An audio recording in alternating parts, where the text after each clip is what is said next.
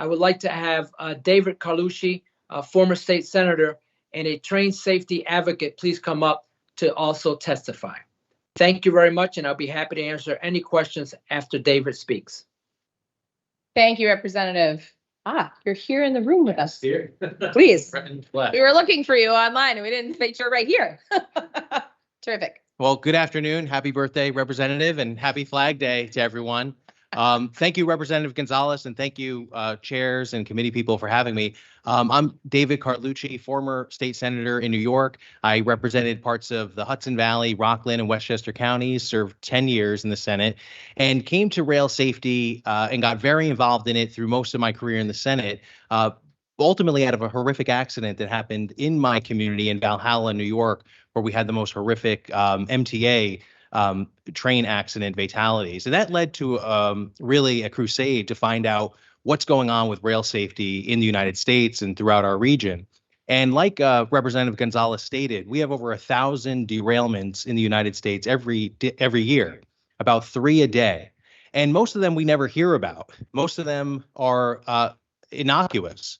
But many of them can be extremely dangerous, like we saw in February in East Palestine, Ohio, where that tanker that crashed, like Representative González said, was not even a hazardous train to have any other types of precautions put in place. So what this bill 820 will do is a bill that we worked on in New York as well and recently just passed through the legislature that will require sealed tops on these rail cars. And that does a number of things, just like the analogy of wearing a seatbelt in a car. If we wear a seatbelt and we're in an accident or a crash, we have a chance of walking away. If we don't, we have a better chance of being seriously injured or death. And that's the case if there's a derailment here in Massachusetts. By having the sealed container tops, we can prevent an East Palestine type of accident. We can prevent spills from getting into our water, into our soils, and into our air.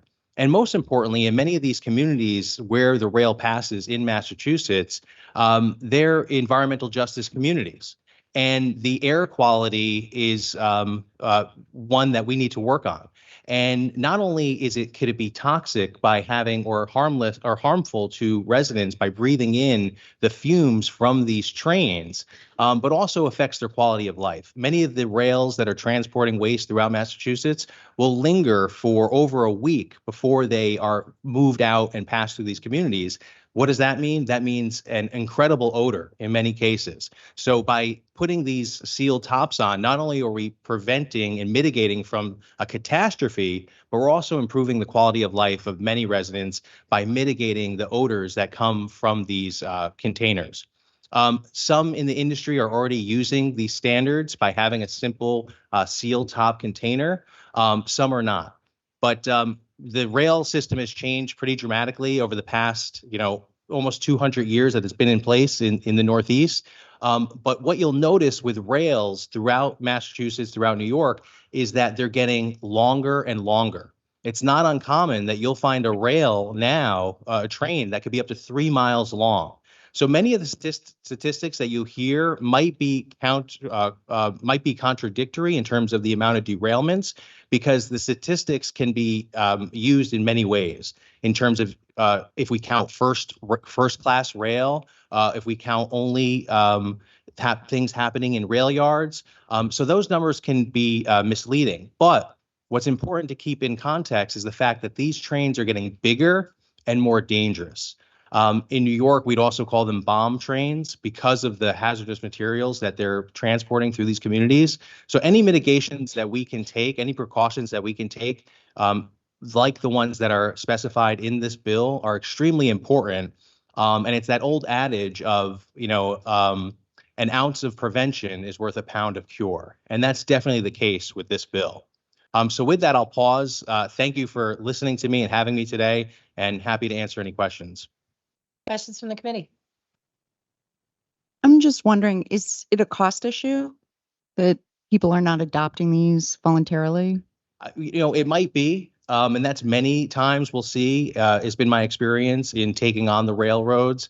It's an old, industry that's very important to our economy, one that's not too quick to make changes.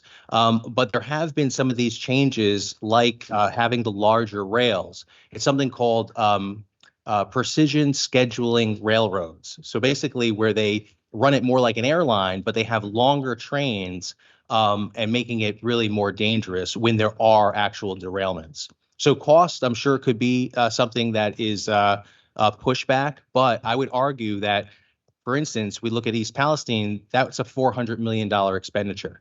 So the cost would far outweigh the rewards in terms of preventing a catastrophic spill. Okay. I remember that derailment. I grew up in New York, Yeah. so I remember it. Thank you very much for your testimony, both of you. Thank you. Thank you. Okay, who's next here? Representative Scarsdale. I think I saw you online. Are you still with us? I There you am.